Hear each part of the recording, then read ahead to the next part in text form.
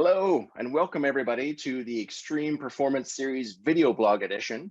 I'm your host today, Mark Achtemichuk, and with me, I have one of my performance peers, Hari. And so, Hari, why don't you give yourself a quick introduction?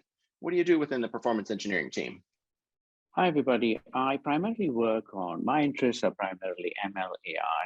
I've been working with GPUs for almost a couple of decades right now. And my interests actually focus in two areas. The first of this is to try to demonstrate that vSphere is an outstanding platform for running your ML AI applications. A second area of interest is trying to use ML AI to solve performance measurement problems as also resource management problems in the cloud. That sounds very interesting because I think a lot of folks will look at ML AI workloads and we're trying to understand what they are, how to use them, how to platform them. And so I'm very excited to hear what you have for us today. I hear you have an example of what we're doing in this space. We've been working on trying to measure the quality of user experience delivered by a video VDI solution or even a video streaming application. And we've been working at it for several years. We've tried a bunch of classical techniques, and every one of them has been singularly unsatisfactory one way or another. And it's only when we started using powerful ML AI techniques like convolutional neural nets that we finally wound up with a solution that we are so happy with. We decided to make it available as a fling. We want you to have it. It's that, it works that well. That's awesome because I think that's totally important to the user experience today, right? Especially as we're all remote, we're all using more desktops, we're all Zooming and things like that. I think we think about quality and that experience is really important. So I understand you have some slides for us today. Why don't you bring those up for us, Hari? So we built a tool to measure the quality of images that are displayed at a client device for both a VDI as well as a streaming video solution. Well, if you deliver streaming video or a VDI solution in the cloud, a key or core concern for you is the quality of the visual user experience that is delivered at the client-side device. Visual experience at the client-side device is really defined by three metrics. The first of this is the quality of the images that you see. Does the image have any blemishes? Does it have any blurring, etc.? All of those detract from a high quality image. You don't want those. Second, and this applies mostly for VDI, is the smoothness of the display. VDI typically uses user input from the client-side device, and that in turn causes screen changes. You want the screen changes to be smooth. Like for instance, you're dragging a window across the screen, you don't want it to hop across, you want it to glide across the screen. That's smoothness. We quantify and we measure it. The third metric, of course, is FPS. We're all familiar with it.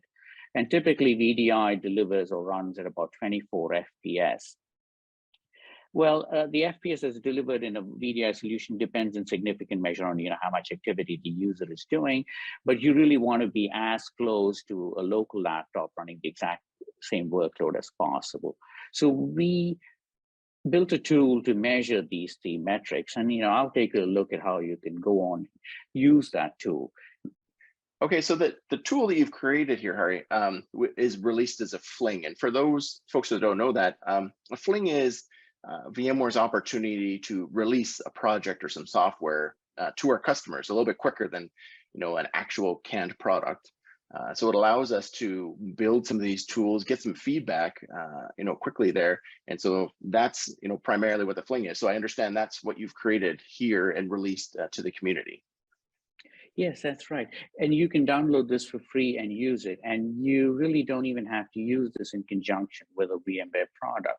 So that's an advantage there. So to use this, what you would do is run a workload of your choice in a VDI desktop. Connect to the VDI desktop from a client. Now, we'd prefer that you use VMware Horizon, but we don't require that. You could use any VDI solution. We work well with it. You collect screenshots. You can save those screenshots using an uncompressed image, but if you must use JPEG, then use high quality JPEG so as not to introduce any artifacts. To collect screenshots, you can use any public domain tool that you can find. Once you've gotten all the screenshots, you feed that as input to the tool, and the tool gives you three metrics. which define visual user experience. It gives you the frame count, the number of frames with unique content. It tells you what the smoothness score is, which is a number between 0 and 1. 1 is perfect, 0 is awful. And it gives you an image quality score between 0 and 1. 1 is perfect, 0 is awful. It gives you the values of these three metrics, which define visual user experience. And you can compare this against a local laptop just to get a comparative measure if you like. Let's take a look under the hood. To measure the frame count, traditional approach really is to use a structural similarity metric. And I believe NVIDIA does that with their tool. With structural similarity, it takes a pair of frames as input and it compares them to give you a score of how similar the two images are. So if SSIM tells you, or structural similarity tells you that you have a score of 1.0, it means the two images are identical. A low score means the images are quite dissimilar. And normally that's good enough when you're counting frames. However, as most of us know, if you're browsing the web, you notice this. You first see a blurred version of an image, which then gets sharpened up in subsequent frames to give you a final crisp image. Structural similarity will give you credit and count all of them as independent frames. And we think that's wrong. So we built a couple of deep neural nets to stop overcounting. So what we do is if structural similarity tells you that the two frames are different, we check for that sharpening up that happens. We ask, is the first frame a blurred frame? If there's no blurring, then that's fine. We count it as a distinct frame. If it is blurred, we ask the second question, is it a blurred version of the subsequent frame? And if the answer to that is also yes, we then go on and say, this is not a separate frame, we throw it away. So our approach essentially avoids overcounting due to build to lossless or sharpening up, which most protocols do. The second metric is smoothness. To measure smoothness, we take the sequence of screenshots that was input to the tool, and we feed that to the structural similarity metric. We feed it two at a time. So we feed first and second frames, second and third, third and fourth, and so on. And what you get, therefore, is a time series of structural similarity values. If you sit and think about this for a minute, if you've got a time series and the values are smooth, you're not going to have any jagged peaks over there.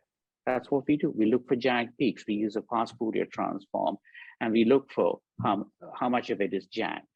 And we give you a score between 0.0 and 1. 1 means it's perfectly smooth, and 0 means you got a lot of jagged peaks, which means your original sequence of images was jumpy. The third metric is image quality, and that's very intuitively defined as the ratio of the number of images with no blemishes, no blurring, to the total number of images or screenshots that you have. It's pretty intuitive, really, right there. And once again, we use a pair of deep convolutional neural nets to help us count the number of images that are good.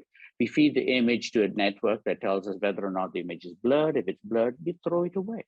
If it's not blurred, we feed it to a second convolutional neural net that says whether or not the image is a blemish.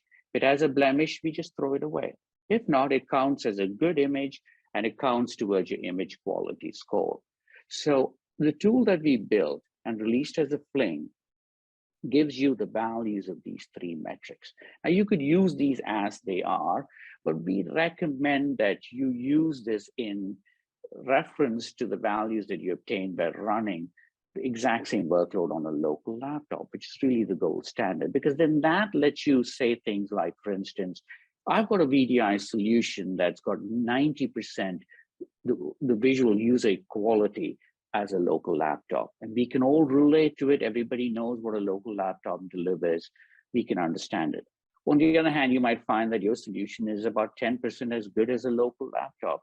Well, you better sit down and troubleshoot this, and this tool can help you identify what needs troubleshooting.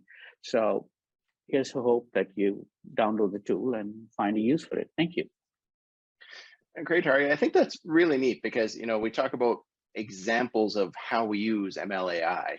And this is, that perfect example. Not only are we showing that our platform is a great platform for running these, but we've gone further ahead, developed some of these neural nets, released them here to basically, help us prove that the experience is positive, right? So I think this is a really neat solution, neat tool here to help us close that loop with the users, to have measurement, right? Performance engineers, we love numbers. Very cool way to create the numbers for us. Absolutely, Mark. Thank you. Well, Hari, thank you very much for joining us today and sharing the tool, and look forward to seeing everybody soon on the next edition of the Extreme Performance Series video blogs. Thank you. Thank you, Mark.